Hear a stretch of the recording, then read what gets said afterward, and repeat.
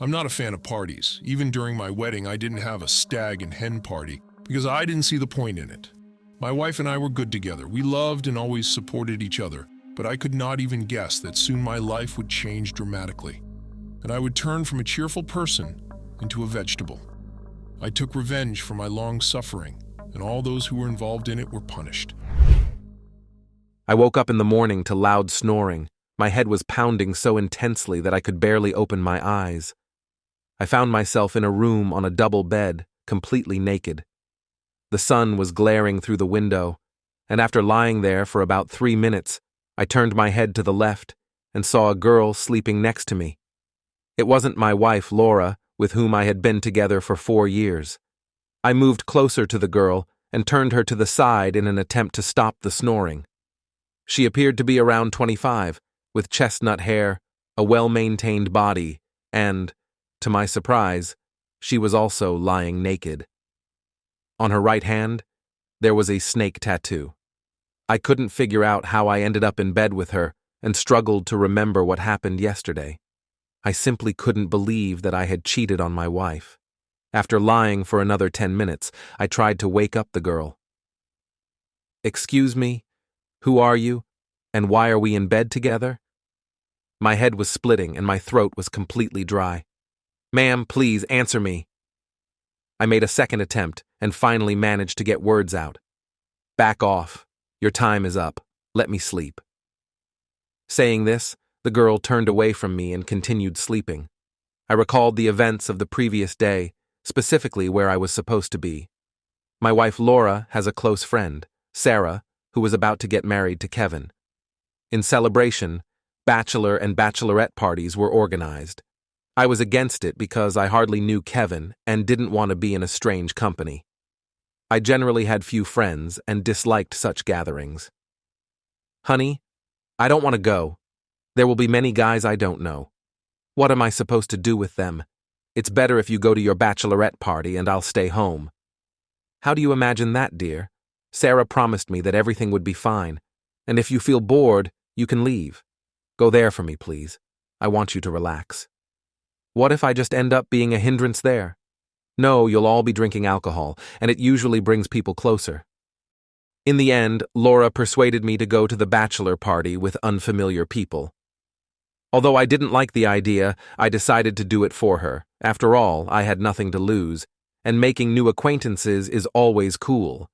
It was hard to remember anything, but I tried and carefully got out of bed. My quest for finding my clothes in the room began, and all I found were jeans and some random t-shirt. Nothing else. After getting dressed, I attempted to leave the room. The house was 2 stories high, rented specifically for the bachelor party, but I couldn't understand how a girl ended up at a bachelor party, and I even slept with her in the same bed. I barely made it down to the common area, where all the guys were, a total of 8, including Kevin, as he was the only one I could remember among them. I noticed sideways glances, but I continued descending when suddenly Kevin spoke up. "Oh, our sinner is awake. How was your night, buddy?" I ignored his words. My throat was parched, and what I really wanted was water. I saw a bottle on the table and reached for it when Kevin suddenly took it away. No, buddy. It's not going to work like that. Explain to all of us what you pulled off yesterday." "What are you talking about, Kevin? Who is this girl?" "Oh, so that's how you're going to talk, as if you don't remember? Well, we're going to remind you now because you can ruin my day off, and I actually have a wedding tomorrow. I need water." I couldn't care less about his words. I wanted to drink and didn't think about anything else. Kevin approached me, smoothly sat me down on the sofa, and sat next to me. "Do you want water?" "Yes." "Okay, but before giving it to you, explain something to us. Why did you invite your lover to my party yesterday?" At that moment, I suddenly sobered up and asked, "What lover, guys? What are you talking about? Are you still pretending? Let me remind you. We were sitting and playing board games, everything was fine, and we were planning to go to the pool. I don't know what happened to you, but you stepped aside and called someone. An hour later, a girl showed up in our house, whom you introduced as your lover. You bragged that your wife knows nothing about it, and then you went to a room on the second floor with her. Kevin pulled out his phone from his pocket and played a video showing someone having sex under the covers with the face of that girl visible. I was in absolute disbelief. I couldn't remember anything, and I never had a lover. The only thing I could recall at that moment was arriving at this country house, unpacking our stuff, taking out board games, opening a can of beer, and drinking it. The next day, I woke up in bed with a girl I didn't know. Dude, this is awful. What you've done. You understand that you set me up. You understand that I have a wedding tomorrow, and there was some unknown girl at my bachelor party.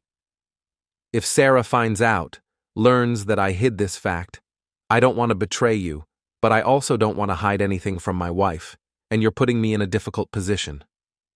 I sat silently, still wanting to drink badly, and my head was not processing much. Kevin made me an offer. I'm willing to risk my future marriage and save you. I won't tell my girl and send her the video if you bring me $5,000. Deal? Screw you, I didn't do anything like that. At that moment, 2 of his buddies rushed towards me and grabbed me, while others sat and chuckled. Are you sure? You have an hour to bring me the money, or my fiancé will see this recording, and then your wife Laura will see it too. I had no choice, and I went to look for the money. I couldn't believe what I might have done there, but on the other hand, I absolutely didn't remember what happened yesterday and couldn't confidently speak about it. I began to doubt everything and had no understanding of what was happening. I remembered that I had some cash in my car, just in case. It was fortunate that I had the keys to my car in my pants, so I headed towards it. In the car, I found only $2,700, and I realized that it wasn't much. But I had no choice. We were in a country house, and there was no nearby ATM to withdraw money from my card.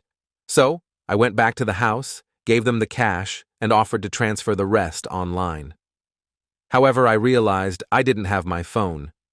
I went searching for it throughout the house while those guys sat there laughing at me. During the search, I went into the bathroom, drank water straight from the tap.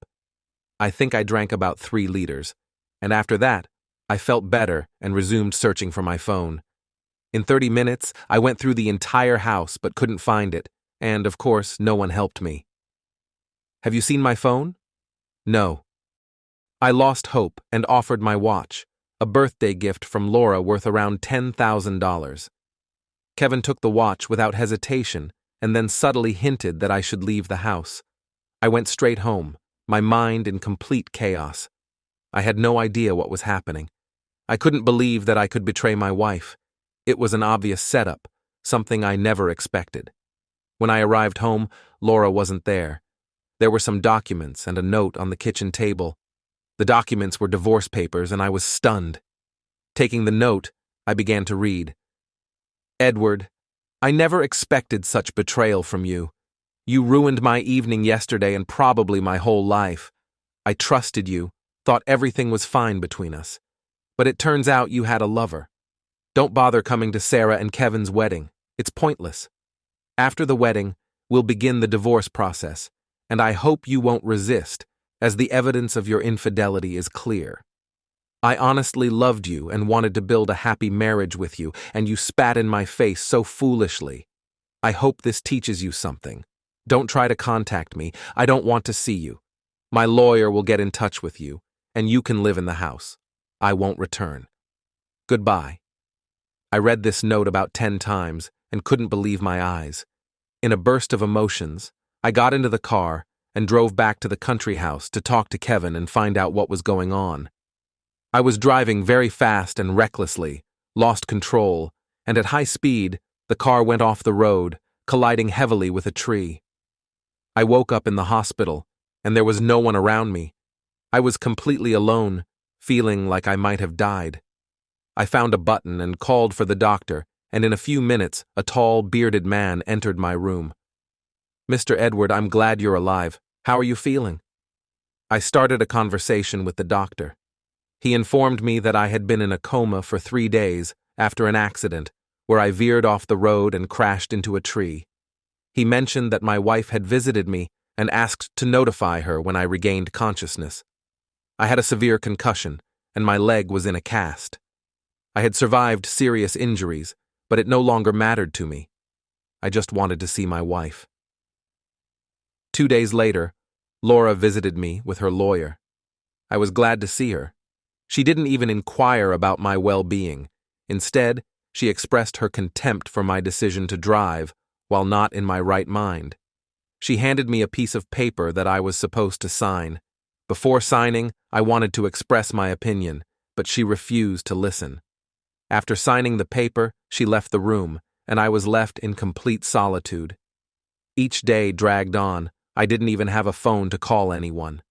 My mom couldn't visit me because she was elderly and lived far away. So, I spent my days lost in my thoughts. I couldn't understand why Kevin decided to betray me, but then I thought that I might have indeed cheated on my wife, though I honestly couldn't remember how it happened.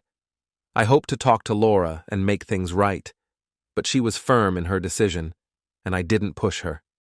After spending 8 days in the hospital, I was discharged and started treatment. I went to my empty house and, as a first step, bought alcohol. I hadn't been a heavy drinker before. I could only drink on certain occasions, but now I drank to numb my pain. I had to leave from work until the cast was removed, and during that time, I drank every day. After work, I continued drinking at home. After a month and a half, the court proceedings began, and Laura wanted to divorce me for marital infidelity. I silently agreed to everything. I was no longer sure if I had been faithful. Laura wanted to leave me with nothing, wanting to divide all our joint property, although initially she didn't plan to do that. I had to rent a small room somewhere with just a sofa, an old TV, a refrigerator, and a table, and I had to live in those conditions. After 5 months, I was fired from my job for absenteeism, as every evening I drank until I passed out. But I wasn't afraid. I didn't care. I still had some money from selling the house, and I spent it all on alcohol and rent. My life lost all meaning. I couldn't remember the last time I had smiled. I was in a completely losing position. One evening, while lying on the sofa, I decided to check Laura's social media. I saw her new photos from a vacation in Bali, shopping, and so on. She looked happy. I didn't know if she had someone new in her life. I scrolled through all her photos and then decided to check her friends list. I went to Sarah's page, Laura's friend. There were wedding photos on her page with Kevin, his friends, and in some shots, Laura. But one photo raised many questions. In one of the photos, Laura was hugging a guy, but his face was not visible. I remembered him by his white suit, which stood out from the general background, and in another photo, I could see his face. It was Scott, Laura's ex-boyfriend, whom she dated before me. Scott was a jerk. They had been together for 5 years, and Scott never proposed to her. Laura decided to leave him when he dared to raise his hand against her, but that was in the past. I couldn't understand what he was doing at Laura's friend's wedding, which raised a lot of questions and some suspicions for me. I refrained from making any conclusions and started drinking again. A couple of days later, I decided to hire a girl, something I did often because I didn't have the energy to meet someone new, quickly satisfying my primal needs. Scrolling through profiles, I came across a girl who caught my interest. Her alias was Catherine, and she looked quite young, so I decided to call her. I had no idea how much my life would change after that call. I arranged with Catherine for her to come to my place for the night. I cleaned up the room as best as I could, at least throwing away all the alcohol bottles and putting on fresh sheets. Catherine came to me, took a shower, and we got down to business. She had chestnut hair, brown eyes, and her body was well maintained.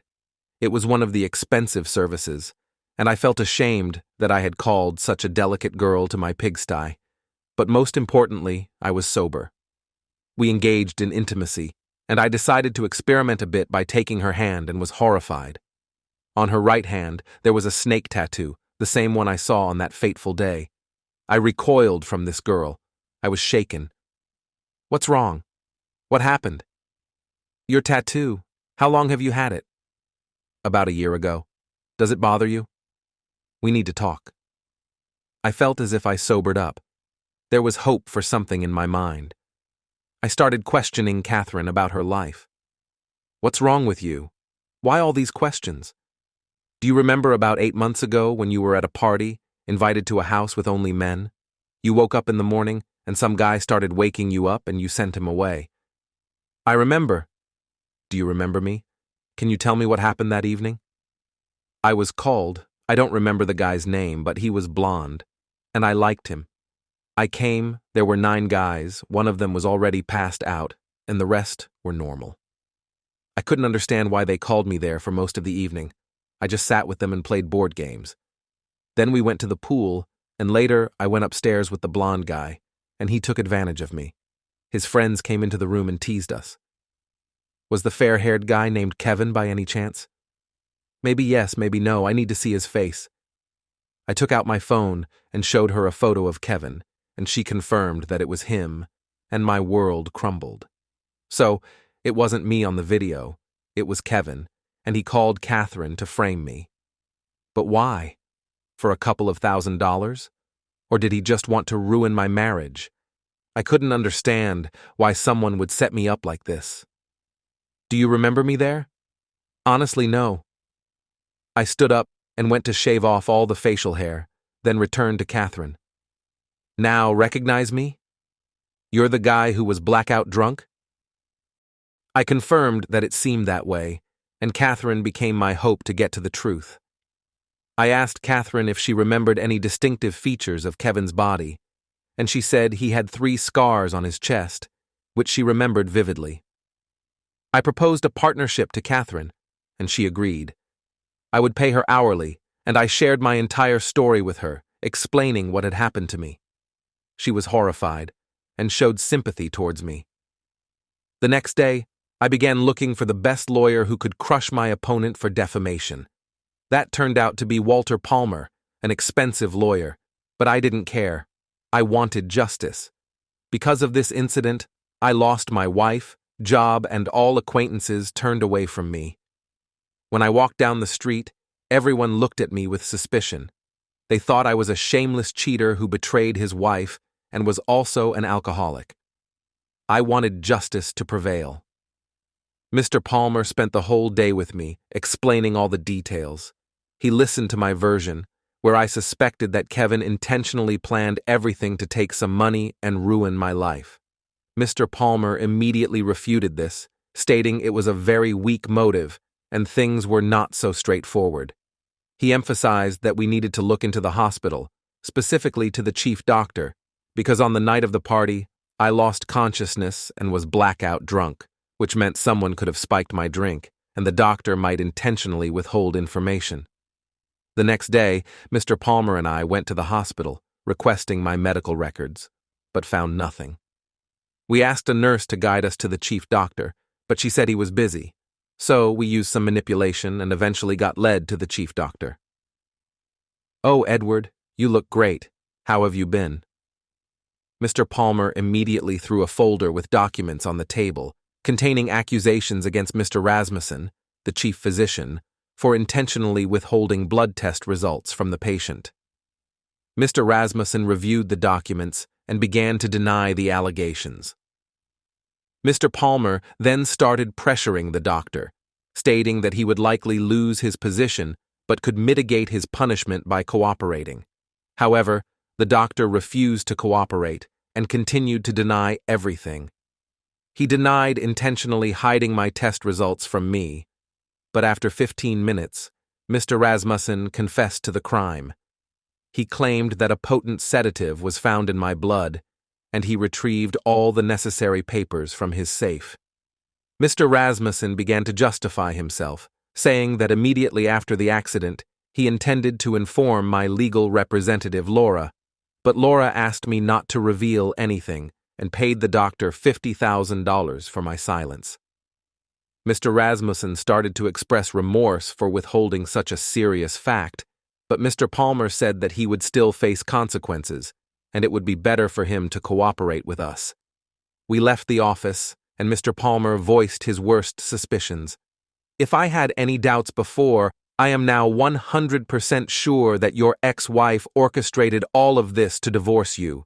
She could face real prison time for this, and are you willing to go all the way against those who participated in this?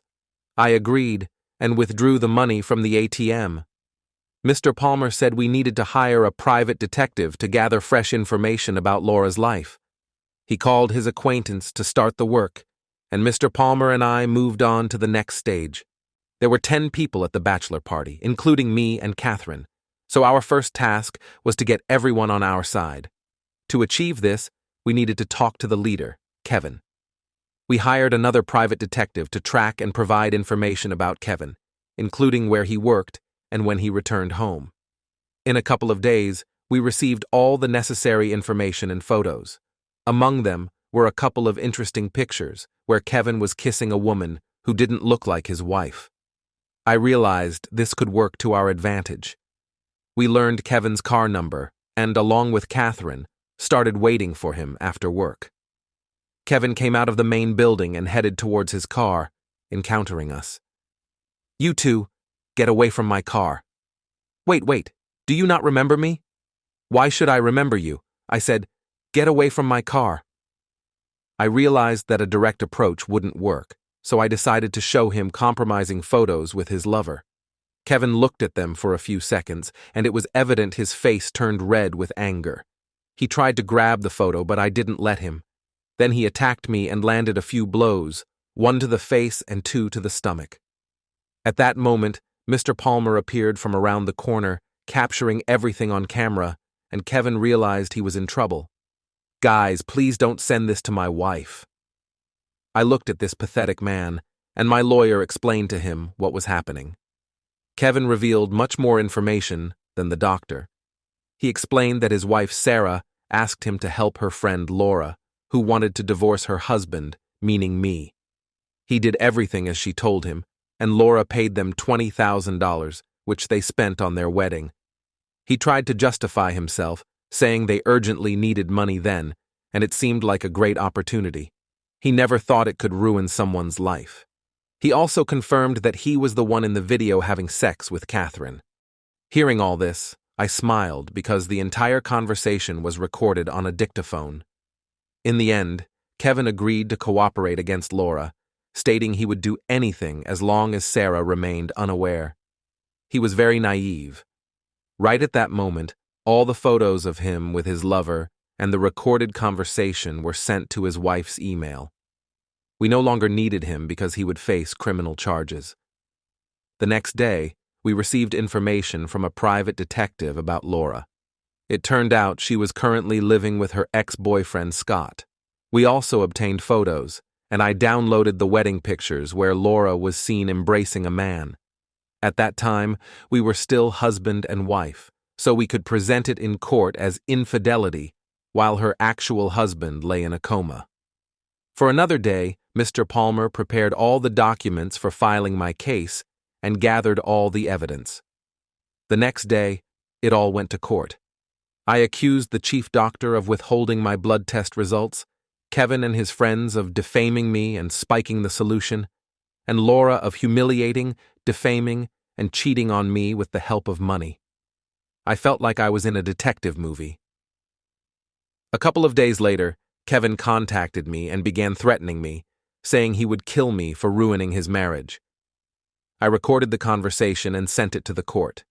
In the end, Kevin was imprisoned until the trial was over. After a month and a half, the trial took place. Thanks to my expensive lawyer, everything was ready for legal proceedings. It was amusing to watch these three try to slander each other. My lawyer spared no one and provided all the necessary evidence. Throughout this ordeal, Catherine stood by my side, never leaving me. In the end, the court ruled in my favor. All three faced prison time for committing crimes against me. Each of them paid me a substantial compensation, allowing me to return to a normal life. I had no sympathy for them being imprisoned. It was well-deserved. Laura acted like a true monster. If I hadn't found the strength to uncover the truth, these people would likely have lived unpunished while I would be sitting in my small room poisoning myself with alcohol. After all legal proceedings were over, with the significant amount of money I received, I decided to move to another city, and Catherine wanted to come with me. So, we moved. We now live together in my new home. Catherine got a job as a chef in a pizzeria. As it turned out, she had a culinary education. I am proud of her for choosing the right path. We are not in a traditional relationship. If she decides to leave, I won't object or be upset, and Catherine understands me, and I understand her.